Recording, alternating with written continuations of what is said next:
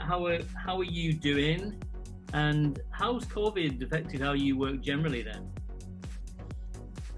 Listen, it was quite challenging. The beginning of March, I think about March 13th, I was actually returning from a very long trip to Costa Rica, US, and Chile. And in the airport coming back, I remember having to deal with, we have to go to a remote to our remote plan, and we have to initiate our contingency plan because of the process that the government was going through and the things that they were, of course, initiating to happen in the country. And so we went to our contingency plan. We went to a remote. I think it was almost 95%, almost 95, 96% of the employees were remote in just a 24-hour period, which was incredible. Sometimes we talk about contingency plans and they seem so trivial many times, but I don't know if it's because I lived and was raised in Miami with a lot of hurricanes coming and going and having to have a lot of contingency plans. To me, it was really important to always have the practice of the contingency, and we had many simulations throughout the year. So when it had to happen, it was quite incredible how quickly it worked. We put everyone to work remotely, and we were functioning. Of course, not understanding well what it meant, for how long, trying to figure out everyone's capability in their home, because one thing is you have the contingency in place, you have the technology to do it, but then it's everyone's home and what they're able to have as far as technology and systems and Wi-Fi and all those things. And so, but it worked really, really well, and we were able to have everyone functioning, and we dedicated a team that was concentrating on exactly this.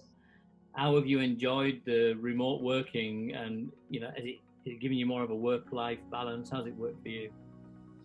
Well, actually, on a very personal note, I was returning, like I said, from these long trips, so I had to self-quarantine immediately coming back. I was in that first group that, while they were taking care of the going remote, that had to stay home, and so I did that, and I worked from home very well. I think it was much more intense work. I believe I'm working more than I've ever nonstop, because first of all, I think there's a lot more focus.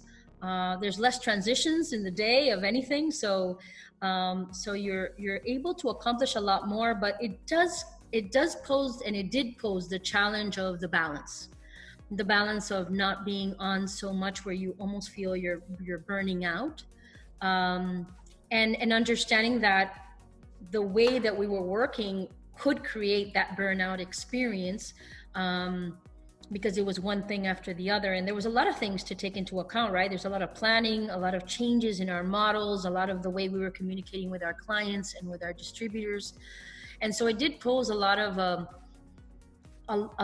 challenge in that sense, and intensity in the way that we were working. But I find that taking some breaks during the day and forcing a sort of a rhythm, that was important.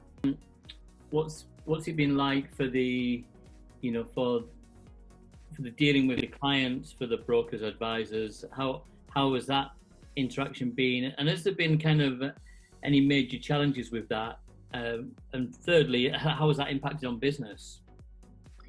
Well, I mean, definitely immediately the focus is, how are we going to stay close to the clients and to the brokers? Definitely that was one of the very first challenges we had to face, because we're very used to traveling, having the sales team out and about, and having also the brokers come and visit, and the clients being able to also come and have meetings in our office, and so on and so forth. because we deal in Latin America, where there's many countries dealing with many different issues, and they're all different. They're all experiencing very different, a very different process. It was quite challenging for us, but immediately we knew that the focus had to be on how to get closer. How do we maintain that proximity, and also how do we break, that mental shift to say we can't do this through a screen. Not only for us with the broker, but the broker with the client. I think one of the biggest challenges was the broker to understand that this was a perfect time to get closer to that client.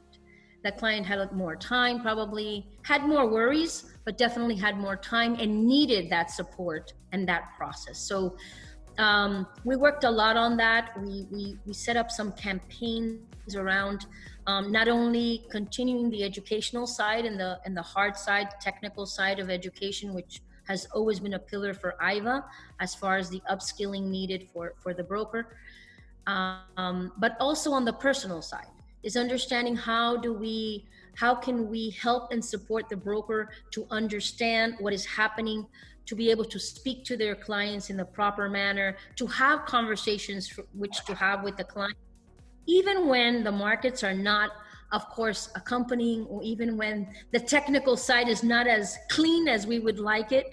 The bottom line is that this is a global pandemic. Everyone is going through this at the same time.